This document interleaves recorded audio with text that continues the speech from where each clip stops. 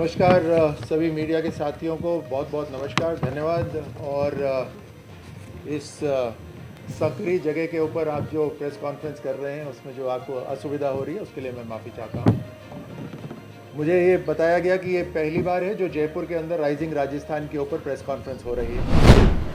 प्रधानमंत्री मोदी जी ने पिछले 10 साल के अंदर पूरे देश और दुनिया के अंदर जो भारत के लिए एक बहुत पॉजिटिव माहौल बनाया, जिसके अंदर भारत में एक स्टेबल सरकार, एक ऐसी सरकार जिसके रिश्ते दुनिया के राष्ट्रों के साथ बहुत शानदार हैं, एक ऐसा संकल्प कि हम देश में ही निर्माण करें, आत्मनिर्भर भारत का संकल्प। देश के अंदर इंफ्रास्ट्रक्चर के ऊपर बड़ी मात्रा पे खर्च, चाहे वो रोड हो, पोर्ट हो, हवाई जहाज हो, हर तरह से, और साथ साथ इन अंतर्राष्ट्रीय रिश्तों से जो हमने ट्रेड रिलेशंस बनाए हैं उसका फायदा उठाते हुए प्रधानमंत्री जी ने संकल्प लिया है कि तीसरी सबसे शक्तिशाली अर्थव्यवस्था भारत को बनना है, उसके अंदर हर राज्य का योगदान हो। और उसी रास्ते चलते राजस्थान के अंदर डबल इंजन की सरकार ने राइजिंग राजस्थान 9, 10 और 11 दिसंबर को रखा है। ये पिछली सरकार ने जो इन्वेस्टमेंट समिट करा था उससे बहुत भिन्न है। पिछली सरकार ने अपने चौथे वर्ष में इन्वेस्टमेंट समिट करी थी।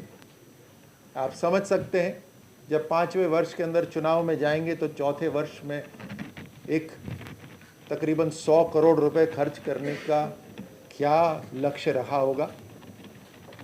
सिर्फ अखबारों में सुर्खियों के लिए ये करा गया।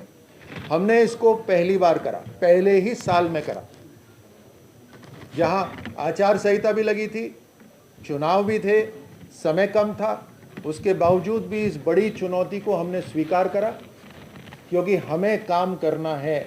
हमें राजस्थान के अंदर एक पॉजिटिव माहौल बनाना है, हमें राजस्थान के युवाओं के लिए एम्प्लॉयमेंट जनरेशन करना ही है, और इसको चलते हमने पहले ही साल में करा। ये बड़ा बदलाव था। दूसरा, एक इंटरनेशनल आउटरीच जो हमने करी है वो पिछली सरकारों से कहीं ज़्यादा और बड़ी है। और जैसे मैंने कहा, जब दुनिया के अंदर भारत का एक बहुत पॉजिटिव माहौल प्रधानमंत्री मोदी जी ने बनाया है, फ्री ट्रेड एग्रीमेंट ऐसे हुए हैं जिससे भारत को लाभ हो सकता है, तो उसके लिए उसमें राजस्थान का भी लाभ हो, इसलिए हमने एक मैसिव आउटरीच करा है। केवल आउटरीच ही नहीं, ये पहली बार है जहां 25 आईएएस अधिकारियों को हमने चिन्हित करा है जो अलग अलग राष्ट्रों के लिए जिम्मेदार रहेंगे। ये अधिकारी, इनका लोकल जिम्मेदारी राजस्थान में किसी भी विभाग की हो, वो जिम्मेदारी भले ही बदले, लेकिन उसके बावजूद भी अंतर्राष्ट्रीय जिम्मेदारी उनकी उसी राष्ट्र की रहेगी। ऐसे 25 अधिकारी हमने चिन्हित करे। हमने राज्यों के लिए भी अलग अलग जिम्मेदारी निश्चित कर दी है। देश के अंदर जो दूसरे प्रदेश हैं उसमें कौन सा अधिकारी जिम्मेदार रहेगा वो भी हमने चिन्हित कर दिया। ये पहली बार होगा कि राइजिंग राजस्थान जो investment summit, global international summit हो रही है, उसमें एक दिन 11 तारीख को नॉन रेजिडेंट राजस्थानियों का समिट होगा। समिट, जैसे आप जानते हैं, एनआर नॉन राजस्थानी समिट पहले भी होते थे, लेकिन हमने इन्वेस्टमेंट समिट के साथ जोड़ा है, क्योंकि राजस्थानियों में जो हमारे प्रदेश में रहते हो या बाहर रहते हो, उनमें बहुत ज़बरदस्त काबिलियत है बिजनेस की और मैन्युफैक्चरिंग की, तो हमने उनको इसमें साथ में जोड़ा है। इस बार पहली बार जो 2022 का आईएएस बैच है उसके 10 अधिकारियों को इंडस्ट्री विभाग के अंदर जिम्मेदारी दी है, ताकि वो इन्वेस्टमेंट समिट को और बेहतर तरीके से कर पाएं। इन्वेस्टमेंट समिट होने से पहले, यानी 9, 10, 11 दिसंबर से पहले 9 विभाग ऐसे होंगे जिनके प्री समिट होंगे। जो इंडस्ट्रीज, जो बिजनेसेस रिन्यूएबल एनर्जी के साथ काम करना चाहता है, जो बिजनेसेस आपके टेक्सटाइल विभाग से काम करना चाहता है, जो बिजनेसेस एग्रीकल्चर विभाग के साथ काम करना चाहते हैं, उनके समिट से पहले प्री समिट होंगे। ये बड़े बड़े अंतर हैं जो पिछली कोई भी इन्वेस्टमेंट समिट जो राजस्थान में हुई है उससे अलग है, क्योंकि सबसे महत्वपूर्ण जो इस बार अलग है वो है पॉलिटिकल विल, एक राजनीतिक इच्छा शक्ति कि हमें जो जिम्मेदारी राजस्थान ने दी है उस जिम्मेदारी को निभाने के लिए जो ज़रूरत पड़े उसको करना ज़रूरी है। ये पॉलिटिकल विल ही है जिसने इन्वेस्टमेंट के लिए दरवाजे खोले। मैंने मुंबई में भी कहा था और यहाँ आपके सामने भी कह रहा हूँ, राजस्थान के दरवाजे खुले हुए हैं। राजस्थान में एक ही वीआईपी है जो इन्वेस्टमेंट लेकर आ रहे हैं। यही समय है राजस्थान में आने का। और राजस्थान एक ऐसा प्रदेश है जो बिना बिजनेस के भी अगर आप आओ तो बहुत ही शानदार प्रदेश है। यहाँ स्टेबिलिटी है, वातावरण अच्छा है, टूरिज्म में शानदार है और अब अवसर है यहाँ पर बिजनेस के लिए भी आने का। इसमें जैसे मैंने कहा, हम 9 राष्ट्रों के अंदर ये समिट कर रहे हैं, राइजिंग राजस्थान समिट कर रहे हैं। वहाँ पर उनसे बातचीत करेंगे, उनके मंत्रियों से, उनके अधिकारियों से, उनके बिजनेसेस से, और उनको राजस्थान में अपना बिजनेस सेटअप करने के लिए आमंत्रित करेंगे। उसी के साथ साथ हम देश के अंदर भी, पहला मुंबई में हुआ, अभी 30 सितंबर को दिल्ली के अंदर राइजिंग राजस्थान समिट होगा, जिसके अंदर 2 दिन में से एक दिन केवल 50 एम्बेसडर्स के साथ मुलाकात होगी। उसी तरह चेन्नई, बेंगलोर, हैदराबाद, इन सभी जगहों पर भी राइजिंग राजस्थान समिट होगा। हमने एक और बहुत बड़ी चीज़ करी है, जैसे मैंने कहा, जहाँ पॉलिटिकल विल होती है, इच्छा शक्ति होती है, वहाँ थोड़ा होमवर्क भी करना पड़ता है। आप केवल उद्योगपति को इनवाइट नहीं कर रहे, उनकी जो समस्याएं रहती हैं उसका समाधान उनके आने से पहले कर रहे हैं। हमने अपने राजस्थान के अंदर 21 नई पॉलिसीज बनाई, जैसे logistics policy, 1 district 1 product policy, data centre policy. आप जिस जगह प्रेस कॉन्फ्रेंस हो रही है यहाँ पे हाई सिक्योरिटी है ये, और मैं आपको कहना चाहूँगा कि उस समय भारतीय जनता पार्टी की सरकार ने, वसुंधरा जी की सरकार ने ये बनाया था। ये अपने समय से 10 साल आगे का ये डेटा सेंटर है। आज भी दूसरे प्रदेश का डेटा यहाँ पर है।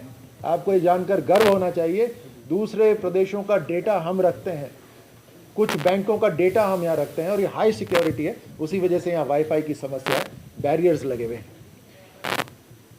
तो डेटा सेंटर पॉलिसी, ऐसे अनेकों पॉलिसीज हैं। और 7 पॉलिसीज के अंदर बदलाव है, जैसे लैंड एग्रीगेशन पॉलिसी। पिछली सरकार ने रीको के अंदर जो पैसा बनाया, और वो मैंने विधानसभा में कहा है कि वो पैसा कहाँ इस्तेमाल हुआ, आज की प्रेस कॉन्फ्रेंस में छोड़ देते हैं उस बात को।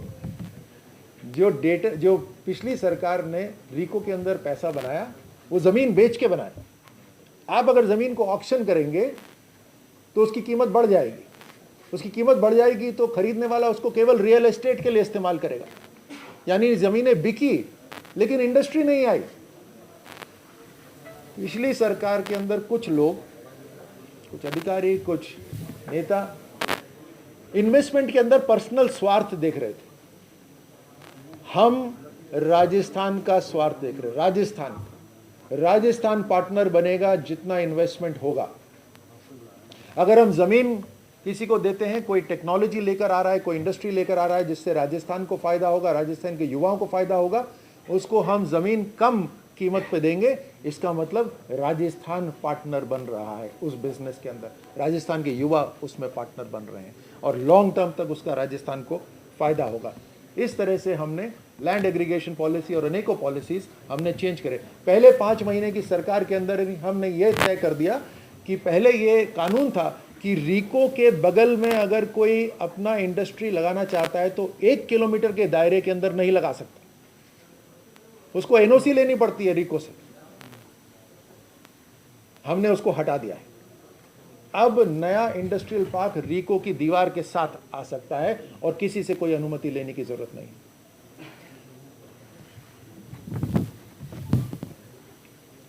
कई सेक्टर्स हैं जिसके ऊपर राजस्थान फोकस करेगा, टूरिज्म, टेक्सटाइल, आईटी और आईटी सर्विसेज, जिसमें data centres, hyper data centres शामिल हैं, एग्रो प्रोसेसिंग, हमारे यहाँ श्री अन्न होता है उसके अंदर, और उस फूड चेन के अंदर वैल्यू ऐड करें जिसको कृषि प्रसंस्करण भी कहते हैं, एग्रो प्रोसेसिंग, एजुकेशन और स्किल, हमारे यहाँ एजुकेशन को फोकस, स्किलिंग के ऊपर फोकस हो, ये हमारे सेक्टर्स हैं। Engineering, systems, design, manufacturing, ESDM हो, लॉजिस्टिक्स हो, हमारे ऑटो और EV के पार्ट्स हो, मैन्युफैक्चरिंग हो, इंफ्रास्ट्रक्चर हो, केमिकल्स और पेट्रोकेमिकल्स हो, रिन्यूएबल एनर्जी हो, मिनरल्स और माइंस हो, ये सारे हमारे विशेष सेक्टर्स हैं। और ख़ास तौर से नए युग के जो सेक्टर्स हैं उसमें हाइड्रोकार्बन के ऊपर भी हम फोकस कर रहे हैं। तो रिन्यूएबल एनर्जी मैन्युफैक्चरिंग, रिन्यूएबल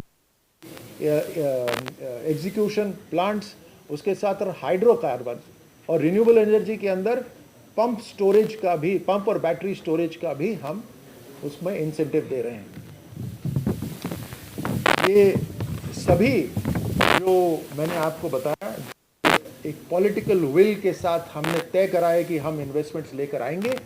इसका प्रमुख उद्देश्य है कि राजस्थान के अंदर एम्प्लॉयमेंट जनरेशन हो, लार्ज स्केल एम्प्लॉयमेंट जनरेशन, लाखों में एम्प्लॉयमेंट जनरेशन। कोई फैक्ट्री आए उसके साथ छोटी छोटी कई फैक्ट्रीज हमारे युवाओं की लगे, कोई फैक्ट्री आए, कोई टेक्नोलॉजी आए, उसमें हमारा कोई युवा उसमें पार्टनरशिप करे, कोलैबोरेशन करे।